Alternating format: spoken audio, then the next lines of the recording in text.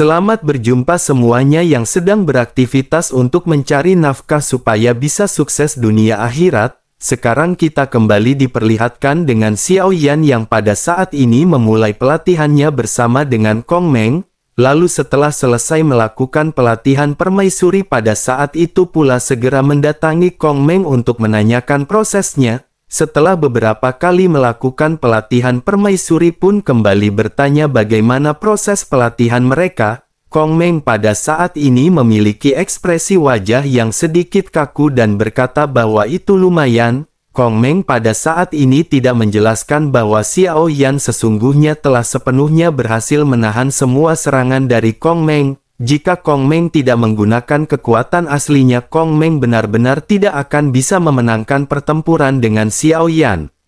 Memikirkan hal ini, Kong Meng pada akhir tanpa sadar bergumam bahwa sepertinya dirinya harus menggunakan kekuatannya yang sebenarnya untuk menghadapi Xiao Yan. Mata Kong Meng pada saat ini dipenuhi dengan tekad yang terpancar. Kong Meng pada akhirnya kembali bergumam dengan suara yang rendah bahwa dirinya akan bisa mengalahkannya dengan kekuatan Kong Meng yang sebenarnya. Permaisuri pada saat ini seketika menoleh dan bertanya apa yang baru saja dikatakan oleh Kong Meng. Kong Meng pada saat ini terbatuk 2 kali dan terlihat agak pucat sebelum akhirnya berkata bahwa Kong Meng tidak mengatakan apapun. Singkat cerita, sekitar 1 bulan kemudian setelah melakukan pelatihan, Kong Meng duduk di kursi dengan pandangan kosong dan matanya terlihat kusam. Permaisuri kembali datang untuk bertanya mengenai pelatihan mereka berdua. Namun begitu melihat ekspresi dari Kong Meng, permaisuri segera berkata sepertinya kondisi Kong Meng sedikit buruk. Selain itu berat badan Kong Meng juga sepertinya telah turun banyak dan apa yang telah terjadi? Kong Meng terlihat terbata-bata dan berkata bahwa tidak ada apapun yang terjadi. Permaisuri menyipitkan matanya dan bertanya apakah pelatihannya berjalan dengan baik. Kong Meng pada saat ini berkata bahwa pelatihannya berjalan dengan sangat mulus. Setelah selesai berbicara, Kong Meng pada saat ini pergi dengan terlihat sedikit sedih.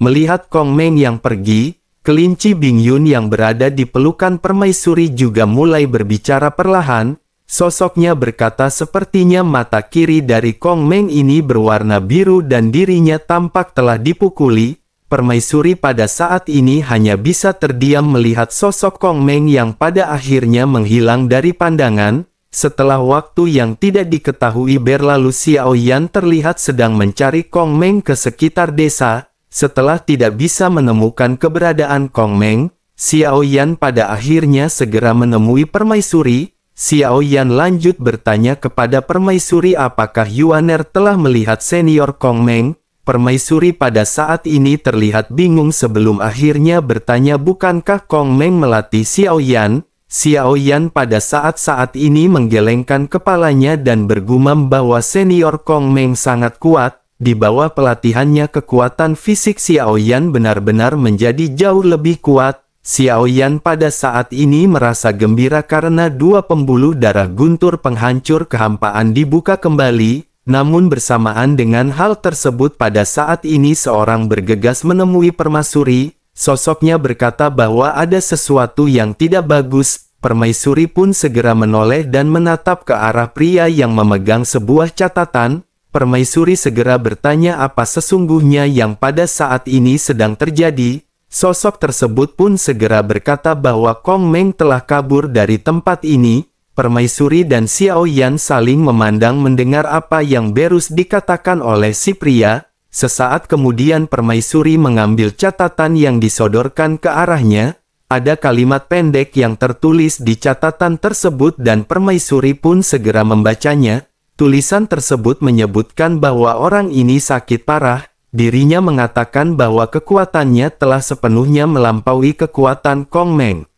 Tetapi dirinya juga mengatakan bahwa jika dirinya tidak bisa mengalahkan Kong Meng dengan 1 pukulan, dirinya tidak akan dianggap berhasil dalam proses kultivasi. Dirinya menolak membiarkan Kong Meng pergi dan memukulinya sepanjang waktu membuat Kong Meng menjadi gila. Oleh karena itu dirinya tidak akan kembali sebelum sosok tersebut pergi dari tempat ini. Xiao Yan pada akhirnya mengambil catatan tersebut dan Xiao Yan pada saat ini sedikit bingung. Xiao Yan pada akhirnya bergumam bahwa mereka sepertinya telah membuat kemajuan bersama-sama di dalam pelatihan.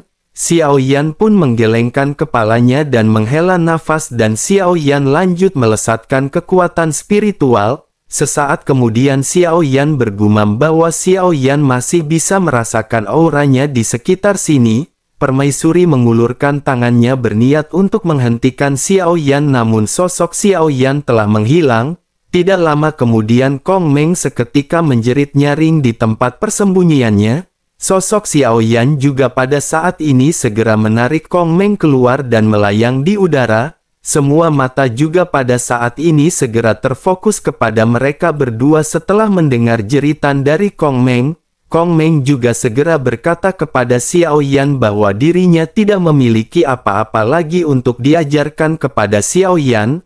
Menanggapi hal tersebut, Xiao Yan tersenyum dan berkata sepertinya senior Kong Meng sedang bercanda. Bukankah junior belum mempelajari 1/10 dari apa yang telah dirinya pelajari?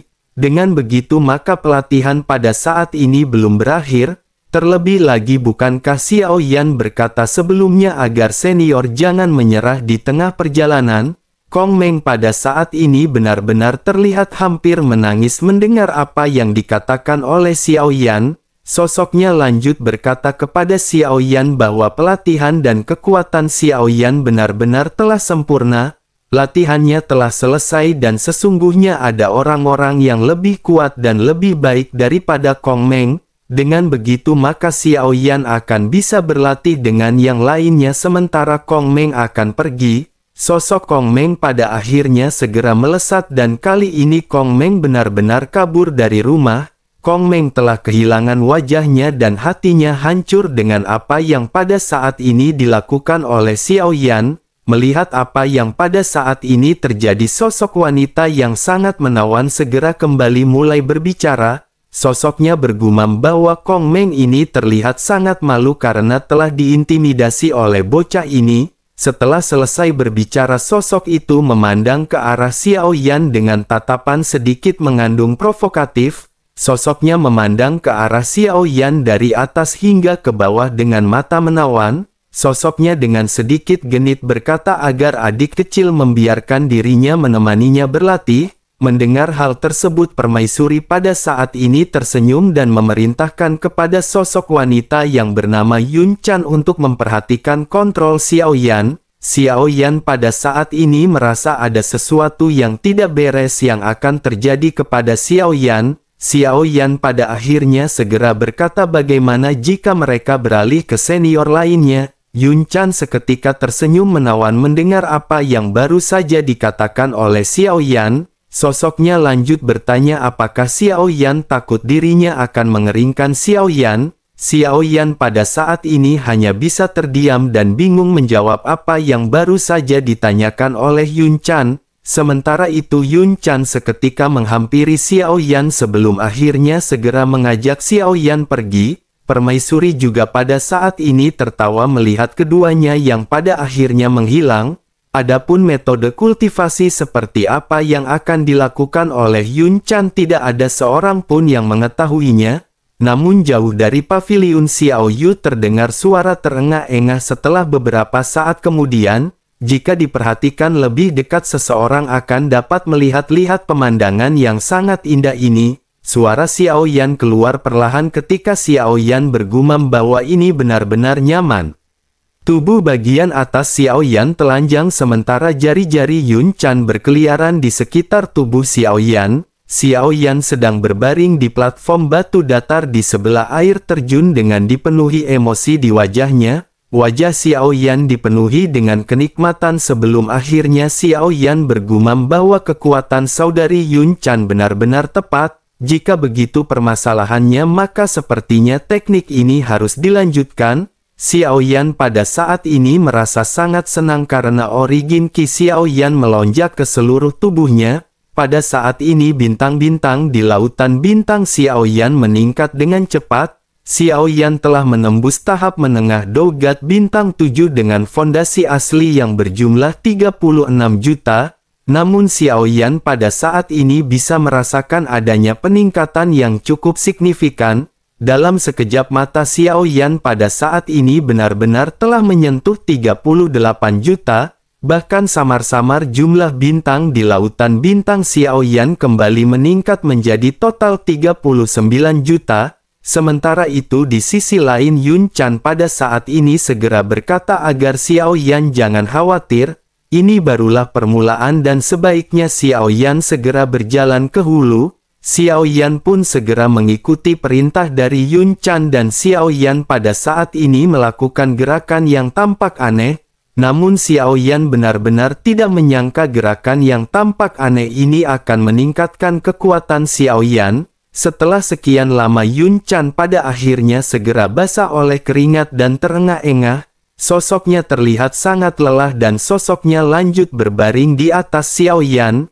Yun Chan dalam sekejap mata seketika tertidur sementara Xiao Yan pada saat ini sedikit terdiam. Xiao Yan lanjut memejamkan matanya dan pada saat ini api jahat Xiao Yan melonjak. Namun Xiao Yan seketika menghindar dan Xiao Yan memutuskan untuk tidak mengganggu Yun Chan. Sebaliknya Xiao Yan pada saat ini menutup matanya untuk menstabilkan pikirannya. Xiao Yan pada saat ini membiarkan origin Qi di tubuhnya perlahan-lahan menjadi stabil.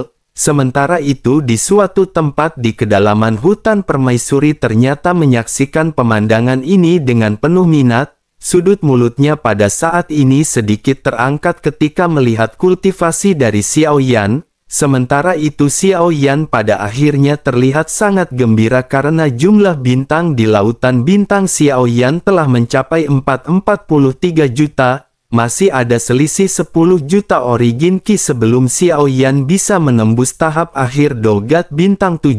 Xiao Yan pada saat ini akhirnya kembali memandang ke arah Yun Chan yang tampaknya telah mencapai batasnya. Yun Chan terlihat sedikit pucat dengan sosoknya yang masih tertidur lelap. Jelas sekali orang-orang kuat ini diatur oleh permaisuri untuk meningkatkan kekuatan Xiao Yan. Tujuan mereka ini sangat sederhana yakni meningkatkan kekuatan Xiao Yan dengan segala cara. Xiao Yan pun menghela nafas dan bersamaan dengan tubuh utama yang pada saat ini berkultivasi, Xiao Yan segera mengendalikan klon dewa asli dan bergegas memasuki sebuah bintang kecil. Begitu sampai klon dewa asli pada saat ini menutup matanya rapat-rapat di atas bintang dengan air yang panas. Suhu di sekitar mencapai ratusan juta derajat dan sepertinya semuanya akan bisa meleleh di tempat ini. Di bagian terdalam lava terdapat inti bintang yang bersinar dengan cahaya yang sangat menyilaukan.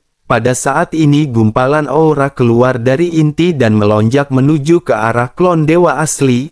Ini adalah pertama kalinya Xiao Yan merasakan kekuatan fisik dari klon dewa asli yang kembali bangkit. Meskipun Xiao Yan tidak tahu keadaan dari klon dewa asli pada saat ini, namun jika diperhatikan dari auranya klon dewa asli pada saat ini tampak menjadi semakin kuat. Dalam pertempuran sebelumnya Xiao Yan menyadari bahwa klon dewa asli dapat dianggap baru saja memasuki tingkat keabadian. Setelah tubuh asli Xiao Yan dan klon dewa asli digabungkan mereka bahkan tidak bisa mencapai tahap pertama keabadian. Namun meskipun begitu setidaknya mereka akan bisa menghadapi orang kuat yang berada di tingkat langkah pertama keabadian. Masih sangat sulit bagi Xiao Yan untuk bisa berhadapan dengan langkah kedua keabadian. Setelah merasakan kekuatan fisik klon dewa asli yang secara bertahap menjadi lebih kuat, Xiao Yan pada saat ini sangat terkejut di dalam hatinya dan Xiao Yan mulai bergumam. Xiao Yan berkata jika mereka dapat menyerap kekuatan bintang yang cukup dengan kecepatan peningkatan ini bahkan langkah kedua dari tingkat keabadian akan bisa dihadapi oleh klon dewa asli. Xiao Yan pun menghela nafas dan Xiao Yan pada saat ini kembali fokus pada penyerapan klon dewa asli. Masih membutuhkan waktu agar kekuatan Xiao Yan bisa menembus tingkat keabadian. Oleh karena itu jika Xiao Yan ingin bertempur melawan dunia Taiksu ribuan tahun lagi, Xiao Yan sepertinya untuk sementara akan memanfaatkan klon dewa asli sebagai bantuan kekuatan Xiao Yan. bersamaan dengan klon dewa asli yang terus menyerap kekuatan bintang dari bintang Xiao Yu. Bintang tersebut juga mulai menunjukkan beberapa fenomena aneh di dunia ini. Gunung berapi yang semula mati pada saat ini terus-menerus meletus. Jika Xiao Yan menyerap semua kekuatan bintang ini, maka bintang Xiao Yu ini benar-benar akan sepenuhnya berubah menjadi bintang yang mati. Dengan begitu maka hal ini akan merugikan semua makhluk hidup yang berada di sekitar. Permaisuri juga menjelaskan agar Xiao Yan menyisakan sepertiga energi dari bintang yang diserap oleh Xiao Yan. Namun Xiao Yan pada saat ini telah menyerap setengah dari kekuatan bintang yang ada. Xiao Yan benar-benar tidak bisa menahan godaan atas peningkatan yang dialami oleh klon dewa asli. Pada saat yang bersamaan dengan klon dewa asli yang pada saat ini terus meningkatkan kekuatannya, suara siulan datang dari langit di atas bintang Xiao Yu. Belasan binatang terbang turun dengan cepat dan orang-orang ini adalah orang-orang dari istana pemburu dewa. Xiao Yan perlahan mengangkat kepalanya dan sedikit menatap ke arah sosok-sosok yang baru saja muncul. Xiao Yan berpikir ada banyak senior kuat di sini, oleh karena itu Xiao Yan tidak perlu khawatir. Xiao Yan pada akhirnya menepuk Yun Chan yang sedang tidur nyenyak di bagian pribadinya. Xiao Yan pun lanjut berkata, sebaiknya senior cepat bangun karena musuh telah datang. Yun Chan pada saat ini sama sekali tidak terbangun, sementara Xiao Yan seketika sedikit panik. Xiao Yan pada akhirnya memutuskan untuk membawa Yun Chan pergi menemui para senior lainnya. Namun ketika Xiao Yan tiba di paviliun, Xiao Yan pada saat ini tertegun menemukan bahwa tempat ini benar-benar kosong. Semua orang telah menghilang termasuk dengan permaisuri dan hanya menyisakan desa yang sepi. Di saat yang bersamaan bola api besar pada saat ini jatuh dengan cepat di udara. Ledakan dengan suara keras seketika terjadi bersamaan dengan bola api yang terjatuh dengan cepat. Paviliun juga pada saat ini langsung menjadi abu membuat Xiao Yan tersesat dalam gelombang api. Suara gemuruh juga terdengar di udara dan Xiao Yan pada saat ini mengangkat kepalanya menatap ke arah sosok yang telah berada di atas kepala Xiao Yan. Lebih dari belasan binatang terbang pada saat ini seketika melayang di atas kepala Xiao Yan. Di masing-masing binatang terbang ini terlihat ada sesosok yang berdiri dan semuanya saling memandang sebelum akhirnya menatap ke arah Xiao Yan. Salah seorang di antara mereka segera bertanya kepada Xiao Yan di manakah permaisuri berada. Xiao Yan pada saat ini celingak-celinguk mencari keberadaan para senior yang berada di paviliun. Namun Xiao Yan tidak menemukan keberadaan siapapun dan hanya ada Yun Chan yang pada saat ini sedang tertidur nyenyak. Yun Chan juga tampaknya tidak berpura-pura tidur karena sepertinya dirinya terlalu lelah karena telah membantu Xiao Yan. Xiao Yan pada akhirnya hanya bisa mengangkat kepalanya dan menatap ke arah langit sambil sedikit merenung. Sesaat kemudian Xiao Yan pada akhirnya berpura-pura tampak terlihat polos dan tidak tahu apa-apa. Xiao Yan balik bertanya kepada sosok tersebut bahwa dirinya tidak mengenali permaisuri. Mendengar hal tersebut, sosok pria yang familiar pada saat ini segera muncul di balik binatang terbang di atas. Pria yang sebelumnya bertanya kepada Xiao Yan segera bertanya kepada sosok yang ternyata adalah Feng Tuo. Sosoknya bertanya kepada Feng Tuo apakah ini adalah orangnya. Feng Tuo menatap ke arah Xiao Yan dengan tatapan rumit di matanya sebelum akhirnya mengangguk dengan berat. Feng Tuo menjelaskan bahwa orang inilah yang telah mengambil esensi dan darah abadi Feng Tuo. Oleh karena itu dirinya berharap saudara Pei Tong Immortal akan membantu mendapatkan kembali esensi dan darah miliknya. Feng Tuo pada saat ini menangkupkan tangannya kepada sosok yang bernama Pei Tong yang merupakan tingkat keabadian. Feng Tuo telah memanfaatkan waktu untuk mengirimkan informasi bersamaan dengan Xiao Yan yang sibuk berlatih. Feng Tuo berpikir dirinya akan memiliki kesempatan jika mendapatkan banyak bala bantuan kuat. Dengan kekuatan absolut ini Feng Tuo yakin mereka benar-benar akan bisa menghabisi Xiao Yan sekaligus dengan permaisuri. Sementara itu pria bernama Pei Tong pada saat ini sedikit mengerutkan kening dan menatap ke arah Feng Tuo dengan penuh tanya. Wajahnya dipenuhi dengan kebingungan karena dirinya bisa merasakan aura dari Xiao Yan. Jika Xiao Yan menyembunyikan kekuatannya, Pei Tong tentu masih bisa mengetahuinya secara sekilas. Namun pada saat ini Pei Tong dengan jelas bisa merasakan bahwa aura Xiao Yan ini hanyalah dogat bintang 7.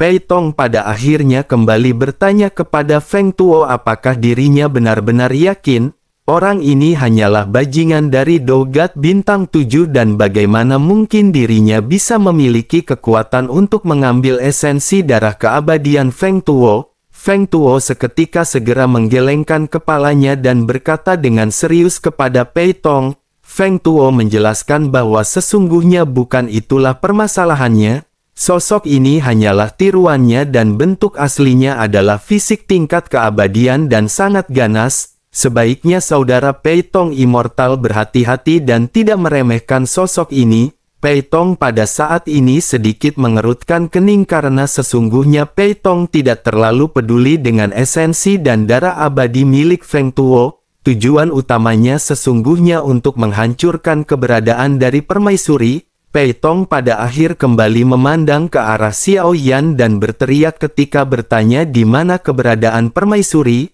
Tekanan yang kuat dari makhluk tingkat keabadian pada saat ini seketika menyelimuti Xiao Yan. Tetapi meskipun begitu pada saat ini Xiao Yan tidak dapat merasakan tekanan apapun yang menyebar dari Pei Tong. Xiao Yan benar-benar terkejut dengan hal ini dan Xiao Yan pada saat ini mengerutkan kening. Sesaat kemudian Xiao Yan seketika menatap ke arah Feng Tuo sebelum akhirnya mengalihkan matanya ke arah Pei Tong. Xiao Yan balik bertanya apakah mereka benar-benar ingin menemukan permaisuri. Pei Tong seketika berbicara dengan arogan ketika menatap ke arah Xiao Yan dengan mata dingin. Pei Tong pada saat ini berkata agar dirinya memberitahu di mana posisi peris menyerahkan darah abadi dari Feng Tuo. Dengan begitu maka dirinya akan dapat mempertimbangkan untuk memberikan kematian yang lebih indah. Xiao Yan pada saat ini tersenyum tipis sebelum akhirnya berkata bahwa kepercayaan diri adalah hal yang baik,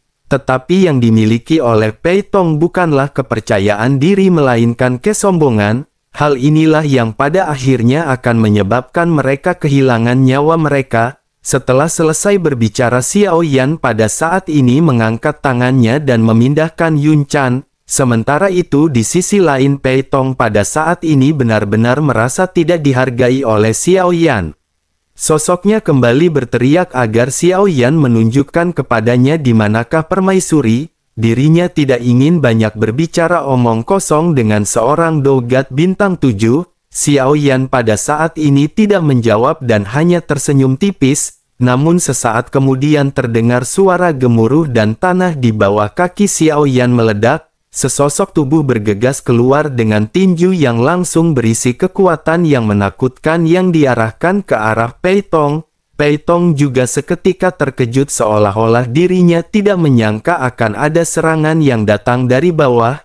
Pei Tong buru-buru mengangkat tangannya dan kekuatan keabadian seketika melonjak membentuk perisai. Namun saat berikutnya perisai cahaya ini benar-benar seketika dihancurkan oleh tinju yang melesat. Tinju ini lanjut melesat ke arah Pei Tong dengan kekuatan yang sangat merusak. Mata Pei Tong pun membelalak sebelum akhirnya Pei Tong segera mengendalikan binatang terbang untuk menghadang tinju.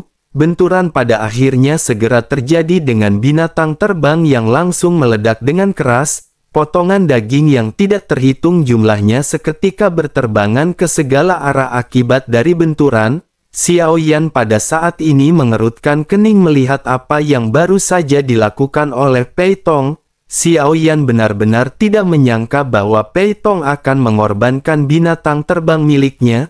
Sementara itu Pei Tong segera menstabilkan tubuhnya dan berteriak dengan tajam agar mereka menyiapkan formasi. Belasan binatang terbang yang tersisa pada saat ini bergegas keluar menghalangi semua rute pelarian Xiao Yan. Manik hitam juga pada saat ini seketika muncul di tangan Pei Tong.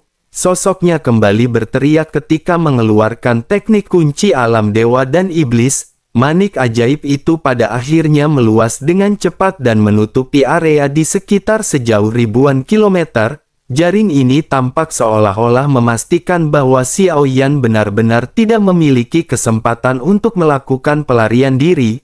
Bersamaan dengan hal tersebut pada saat ini sosok-sosok yang berada di udara juga seketika mengubah segel di tangan mereka. Rantai besi hitam pada saat ini melihat ke arah klon dewa asli yang pada saat sebelumnya melakukan serangan kepada Pei Tong. Sementara itu Xiaoyan pada saat ini melihat ke arah rantai hitam yang tampak tidak terlalu besar, tetapi Xiaoyan segera menyadari bahwa ini adalah ilusi. Dengan begitu meskipun Xiaoyan berusaha dengan cepat untuk menghindar, rantai besi ini akan tetap tenggelam ke dalam tubuh Xiaoyan. Xiaoyan pun mengumpat diam-diam di dalam hatinya bahwa ini benar-benar sungguh sangat sial. Tampaknya setelah laporan dari Feng Tuo, Pei Tong benar-benar datang dengan persiapan yang sangat matang. Begitu rantai besi ilusi hitam ini menyebar ke tubuh Xiaoyan, Xiaoyan juga dapat dengan jelas merasakan bahwa darah di tubuhnya pada saat ini seolah-olah dibatasi.